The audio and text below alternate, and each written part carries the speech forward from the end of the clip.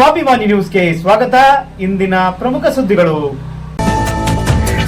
ಸಾಗರ ಜಿಲ್ಲೆಗೆ ಆಗ್ರಹಿಸಿ ಸಾಗರ ಜಿಲ್ಲಾ ಹೋರಾಟ ಸಮಿತಿಯಿಂದ ಪ್ರತಿಭಟನೆ. ಸಾಗರ ಜಿಲ್ಲಾ ಹೋರಾಟಕ್ಕೆ ವಿವಿಧ ಪಕ್ಷಗಳ ಸಂಘಟನೆಗಳ ಮುಖಂಡರು, ವಿದ್ಯಾರ್ಥಿನಿಯರು ಭಾಗಿ. ಸಾಗರವನ್ನು ಜಿಲ್ಲೆಯನ್ನಾಗಿ ಮಾರ್ಪಡಿಸಬೇಕು ಎಂದು ಆಗ್ರಹಿಸಿ ಸಾಗರ ಜಿಲ್ಲಾ ಹೋರಾಟ ಸಮಿತಿಯಿಂದ ಸಾಗರದಲ್ಲಿ ಇಂದು ಬೃಹತ್ ಹೋರಾಟ ನಡೆಯಿತು. ಈಗಾಗಲೇ ಕೇಂದ್ರ ಸರ್ಕಾರದ ಸೂಚನೆಯಂತೆ ಡಿಸೆಂಬರ್ 31ರ ಒಳಗೆ ಸರ್ಕಾರ ರಾಜ್ಯದಲ್ಲಿಯ ಹೊಸ ಜಿಲ್ಲೆಯ ಬಗ್ಗೆ ಪ್ರಸ್ತಾವನೆಯನ್ನು ಸಲ್ಲಿಸಬೇಕಾಗಿದೆ. ಇದನ್ನು ಮನಗಂಡ ಸಾಗರದಲ್ಲಿಯ ಸಮಾನ ಮನಸ್ಕ ಹೋರಾಟಗಾರರು ಸಾಗರ ಜಿಲ್ಲಾ ಹೋರಾಟ ಸಮಿತಿ ರಚನೆ ಮಾಡಿ ಕಳೆದ ಕೆಲವು ದಿನಗಳಿಂದ ಕೆಲವು ಸಭೆಗಳನ್ನು ಕರೆದು ಚರ್ಚಿಸಿ ಸಾಗರ ಸುತ್ತಲ ಪ್ರದೇಶಗಳ ವಿವಿಧ ಸಂಘಟನೆಗಳು ಮತ್ತು ವಿವಿಧ ರಾಜಕೀಯ ಪಕ್ಷಗಳ ಮುಖಂಡರ ಅಭಿಪ್ರಾಯ ಸಂಗ್ರಹಿಸಲಾಗಿದ್ದು, ಇಂದು ಸಾಗರದಲ್ಲಿ ಬೃಹತ್ ಪ್ರತಿಭಟನೆ ನಡೆಸಿ ಸಾಗರದ ಗಾಂಧಿ ಮೈದಾನದಲ್ಲಿ ಸಭೆ ನಡೆಯಿತು. ಈ ಸಂದರ್ಭದಲ್ಲಿ ಪ್ರತಿಭಟನಾಕಾರರು ಶಿವಮೊಗ್ಗ ಜಿಲ್ಲೆಯ ಸಾಗರ ಅನೇಕ ವರ್ಷಗಳಿಂದ ಉಪ ವಿಭಾಗವಾಗಿದ್ದು ಸಾಗರ ಜಿಲ್ಲೆಯಾಗಬೇಕೆಂಬ ಬಹುದಿನದ ಬೇಡಿಕೆಯಾಗಿದೆ. ಸಾಗರ ಭೌಗೋಳಿಕವಾಗಿ ಜಿಲ್ಲೆಗೆ ಸಂಬಂಧಪಟ್ಟಂತೆ ಅರ್ಹತೆ ಹೊಂದಿದ್ದು ಸರ್ಕಾರ ಸಾಗರ ಜಿಲ್ಲೆಯನ್ನಾಗಿಸಲು ಕೇಂದ್ರಕ್ಕೆ ಪ್ರಸ್ತಾವನೆಯನ್ನು ಸಲ್ಲಿಸಬೇಕು ಎಂದು ಆಗ್ರಹಿಸಿದರು. ಪ್ರತಿಭಟನೆಯಲ್ಲಿ ಸಾಗರ ಜಿಲ್ಲೆ ಹೋರಾಟ ಸಮಿತಿಯ ಸುಂದರ್ ಸಿಂಗ್, ಮಂಜುನಾಥ, ತೀನಾ ಶ್ರೀನಿವಾಸ್, ರಾಜನಂದಿನಿ ಕಾಗೋಡು, ಚಂದ್ರಪ್ಪ ಕಲ್ಸೆ, ಮೇಘರಾಜ್ ಸೇರಿದಂತೆ ವಿವಿಧ ಸಂಘಟನೆಗಳ ಮುಖಂಡರು, ರಾಜಕೀಯ ಪಕ್ಷಗಳ ಮುಖಂಡರು, ವಿವಿಧ ಧರ್ಮದ ಗುರುಗಳು, ಕಾರ್ಯಕರ್ತರು, ವಿದ್ಯಾರ್ಥಿನಿಯರು ಭಾಗವಹಿಸಿದ್ದರು. ಹೋರಾಟಕ್ಕೆ ಸಾಗರ ಜಿಲ್ಲಾ ಹೋರಾಟ ಸಮಿತಿ ಹೋರಾಟಕ್ಕೆ ಆಗಲೇಬೇಕು ಆಗಲೇಬೇಕು ಆಗಲೇಬೇಕು ಆಗಲೇಬೇಕು ಸಮಾಜವಾದಿ ಹೋರಾಟದ ಹಿನ್ನೆಲೆ ಸಾಗರ ಜಿಲ್ಲೆ ಆಗಲೇಬೇಕು. ನಾಡಿಗೆ ದಂಡೆಯ ಸಾಗರ ಜಿಲ್ಲೆ ಆಗಲೇಬೇಕು. ಹೋರಾಟದ ನೆಲೆ ವರದಾ ನದಿ ದಂಡೆಯ ಮೇಲೆ ಸಾಗರ ಜಿಲ್ಲೆ ಆಗಲೇಬೇಕು. ಸಾಹಿತ್ಯ ಸಂಸ್ಕೃತಿ ತವರು ಸಾಗರ ಜಿಲ್ಲೆ ಆಗಲೇಬೇಕು. ಕೆಳದಿಯ ಸಲುವಾಗಿ ಸಾಗರ ಹಲವು ಧಾರ್ಮಿಕ ಕ್ಷೇತ್ರ ಹೊಂದಿರುವ ಸಾಗರ ಜಿಲ್ಲೆ, ವಿಖ್ಯಾತ ಜೋಗ ಜಲಪಾತ ಹೊಂದಿರುವ ಸಾಗರ ಜಿಲ್ಲೆ ಆಗಲೇಬೇಕು. ಅಡಿಕೆ ಭತ್ತದ ನಾಡು ಸಾಗರ ಜಿಲ್ಲೆ ಆಗಲೇಬೇಕು. ಶಕ್ತಿ ದೇವತೆ ಮಾರಿಕಾಂಬೆ ಊರು ಇರುವ ಸಾಗರ ಜಿಲ್ಲೆ ಆಗಲೇಬೇಕು. ನಾಡಿನ ಜನರ ದೈವ ಸಿಗುಂದೂರು ಇರುವ ಸಾಗರ ಜಿಲ್ಲೆ ಆಗಲೇಬೇಕು. ಸೊರಬ ಸಿದ್ದಾಪುರ ಹೊಸನಗರ ಜನರಿಗೆ ಅನುಕೂಲ ಆಗುವ ಸಾಗರ ಜಿಲ್ಲೆ ಆಗಲೇಬೇಕು.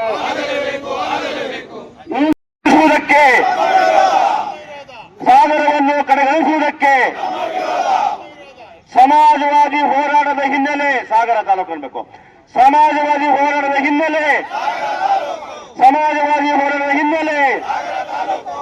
ನಾಡಿಗೆ ಬೆಳಗ್ಗೆ ಕೊಟ್ಟ ಶರಾವತಿ ನದಿದಂಡೆಯ ಸಾಗರವನ್ನು ನಾಡಿಗೆ ಬೆಳಕು ಕೊಟ್ಟ ಶರಾವತಿ ನದಿ ದಂಡೆಯ ಮೇಲಿರುವ ಸಾಗರವನ್ನು, ಹೋರಾಟದಲ್ಲ ವರದಾ ನದಿ ದಂಡೆಯ ಮೇಲಿರುವ ಸಾಗರವನ್ನು, ಸಾಹಿತ್ಯ ಸಂಸ್ಕೃತವರು ಸಾಗರವನ್ನು ಜಿಲ್ಲೆ ಮಾಡಲೇಬೇಕು. ಸಾಹಿತ್ಯ ಸಂಸ್ಕೃತವರು ಸಾಗರವನ್ನು, ಕೆಳದಿ ಅರಸರು ಆಳಿದ ಸಾಗರವನ್ನು, ಮೆಣಸಿನ ರಾಣಿ ಆಳಿದ ಸಾಗರವನ್ನು, ನಮ್ಮ ಸಾಗರ ಹಲವು ಧಾರ್ಮಿಕ ಕ್ಷೇತ್ರ ಹೊಂದಿರುವ ಸಾಗರ,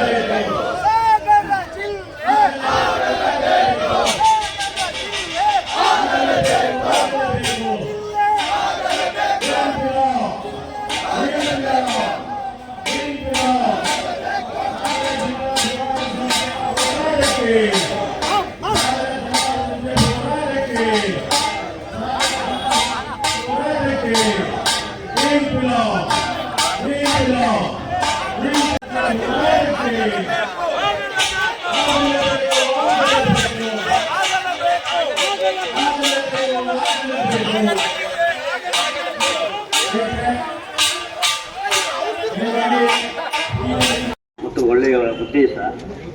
ಸಾಗರ ಎಲ್ಲದಕ್ಕೂ ಹತ್ತಿರ ಇದೆ ಮತ್ತು ಎಲ್ಲ ಸೌಲಭ್ಯವನ್ನು ತಗೊಂಡಿದೆ ಈಗಾಗಲೇ. ಇದು ಆಗಬೇಕಾದ್ದು ಈಗಾಗಲೇ ಜನಸಂಖ್ಯೆಯೂ 10 ಲಕ್ಷದ ಮೇಲೆ ಇದೀವಿ ನಾವು.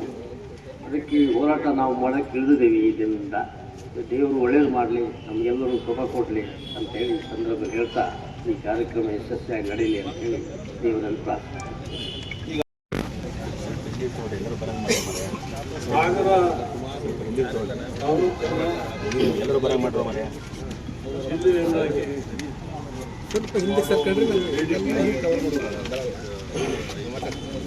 ಹೋರಾಟವನ್ನು ಪ್ರಾರಂಭ ಮಾಡಿದ್ದೆ. ಈ ವಿಚಾರದಲ್ಲಿ ನಾನು ಯಾವುದೇ ತೀರ್ಮಾನಕ್ಕೆ ಬಂದಿಲ್ಲ. ಮತ್ತೆ ಪಾರ್ಟಿಯಲ್ಲಿ ಕೂಡ ಏನ್ ತೀರ್ಮಾನ ಆಗಿದೆ ಅನ್ನೋದು ಕೂಡ ಇನ್ನೂ ಗೊತ್ತಾಗಿಲ್ಲ. ಆದ್ರಿಂದ ನೀವೆಲ್ಲ ಇವತ್ತು ಹೋರಾಟಕ್ಕೆ ಇಳಿದಿದ್ದೀರಿ. ನಾನು ಯಾವುದನ್ನು ಹೇಳೋದಿಲ್ಲ. ನಿಮ್ಮ ಹೋರಾಟದಲ್ಲಿ ಜಯ ಆಗಲಿ. ಆದ್ರೆ ನಾನು ಈ ಸದ್ಯದಲ್ಲಿ ಯಾವುದೇ ನಾನು ತೀರ್ಮಾನವನ್ನು ಮಾಡಿಲ್ಲ. ಇಷ್ಟು ಮಾತ್ರ ಮೊದಲನೇ ಆತ್ಮೀಯ ಅಭಿನಂದನೆಗಳನ್ನು ಅವರಿಗೆ ಸಲ್ಲಿಸ್ತೇನೆ. ಸಾಗರ ಒಂದು ಮಲೆನಾಡು ಜಿಲ್ಲೆ ಆಗಬೇಕು. ಮಲೆನಾಡು ಜಿಲ್ಲೆ ಯಾಕೆ ಆಗಬೇಕು ಅಂತಂದ್ರೆ,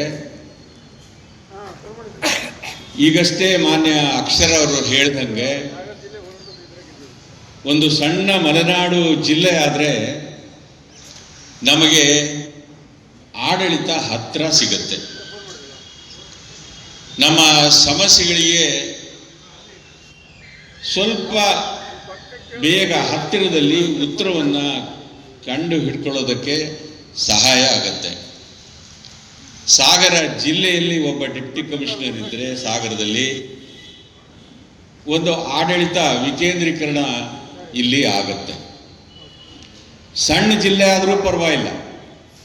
ಕೊಡಗು ಬದಲಾಗಿ ಮುಂದಿನ ಪೀಳಿಗೆಯ ಒಂದು ಭವಿಷ್ಯವನ್ನು ನೋಡಿ ಈ ಹೋರಾಟ 2011ರಲ್ಲಿ ನಮ್ಮ ದಿವಂಗತ ಸಾಹಿತಿ ಡಾಕ್ಟರ್ ನಮ್ಮ ನಾ ಡಿಸೋಜರವರ ಸಂದರ್ಭದಲ್ಲಿ ತೊಡಗಿದ್ದಾರೆ. ಅಂದರೆ ಇದು ಆಗಿನಿಂದಲೇ ಹೋರಾಟ.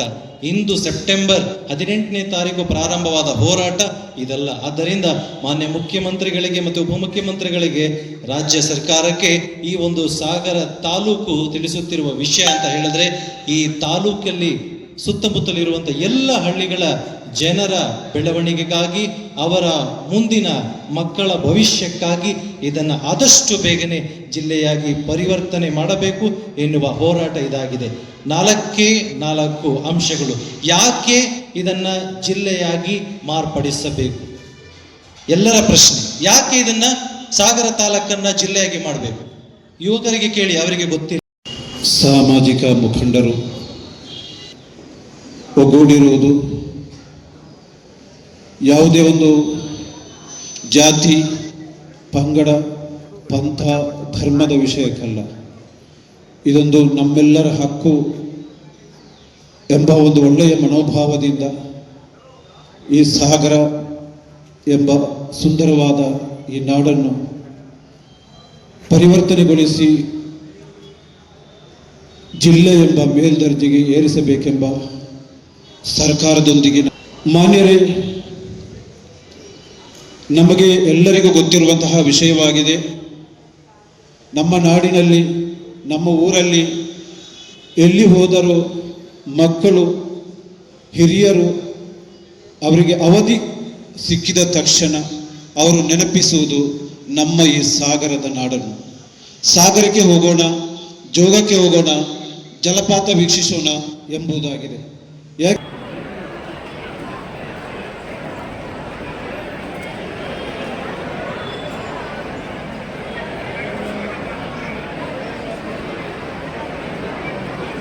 ಎಲ್ಲ ಇಲ್ಲಿ ನೆರೆದಿರ್ತಂಥ ಎಲ್ಲ ಮುಖಂಡರಿಗೆ, ನಮ್ಮ ಅಧ್ಯಕ್ಷತೆಯನ್ನು ವಹಿಸಿರ್ತಕ್ಕಂಥ ಸಿ ಮಂಜುನಾಥ್ರವರಿಗೆ, ನಮ್ಮ ಕಾಸಿಂ ಸಾಹೇಬರಿಗೆ, ಒಳನವರಿಗೆ, ಸರಸ್ವತಿ ನಾಗರಾಜ್ ಅವರಿಗೆ, ಅಲ್ಲಪ್ಪನವರಿಗೆ, ಅವರಿಗೆ, ಮರ್ಸು ಮತ್ತೊಬ್ಬರು, ಶ್ರೀನಿವಾಸ್ ಅವರು, ತುಕಾರಾಮ್ಜಿಯವರು ನಮಗೆ ಪ್ರಾರಂಭದಿಂದಲೂ ನಮ್ಮ ಜೊತೆಗಿದ್ದು ಬಹಳ ಸಹಕಾರವನ್ನು, ಆರ್ಥಿಕ ಸಹಕಾರವನ್ನು ನೀಡಿದ್ದಾರೆ. ಅವರಿಗೂ ಕೂಡ ಎಲ್ಲ ಇದನ್ನು ಮಹತ್ವದ ಗಂಭೀರವಾದಂತಹ ಸನ್ನಿವೇಶ. ಮೊದಲನೇದಾಗಿ ನಮ್ಮ ವಿದ್ಯಾರ್ಥಿಗಳಿಗೆ ವಿಶೇಷವಾಗಿ ನಾನು ಸ್ವಾಗತವನ್ನು ಮಾಡ್ತಾ ಇದ್ದೇನೆ. ಪ್ರಿನ್ಸಿಪಾಲ್ ಮಾತಾಡಿದ್ದೀವಿ, ಕೆಲವು ತಡೆ ಉಂಟುಕೊಳ್ಳೋ ಪ್ರಯತ್ನ ಮಾಡಿದ್ರೆ ತೊಂದರೆ ಇಲ್ಲ. ದಯಮಾಡಿ ಬಂದವರು ನಿಮಗೆ ಒಂದು ಸಾಮಾಜಿಕ ಬದ್ಧತೆ ಕಳಕಳಿ ಇದೆ, ನಿಮಗೆ ಒಳ್ಳೆಯದಾಗಿ ಬಂದಿದೆ. ಈಗ ಕಾರ್ಯಕ್ರಮವನ್ನು ಆರಂಭಿಸಿ ವೇದಿಕೆಗೆ ಬಂದಾಗ ಶಾಂತವೇರಿ ಗೋಪಾಲಗೌಡರು ಬಂದಾಗ ಅಲ್ಲಿ ಚಳವಳಿ ನಡೆದಾಗ ಅದು BBC ಲಂಡನ್ನಲ್ಲಿ ಪ್ರಸಾರ ಆಗಿತ್ತಂತೆ. ಹಾಗಾಗಿ ಇವತ್ತು ಸಾಗರ ನಾವು ಹುಡುಗಾಟ ಮಾಡ್ತಾ ಇಲ್ಲ. ಇವತ್ತು ಅರ್ಹತೆ ಇದೆ. ಇವತ್ತು ಮೊನ್ನೆ ಸಿದ್ದಾಪುರಕ್ಕೆ ನಮಗೆ ಕರೆದಿದ್ರು, 200 ಜನ ಮುಖಂಡರು ಭಾಗವಹಿಸಿದ್ರು.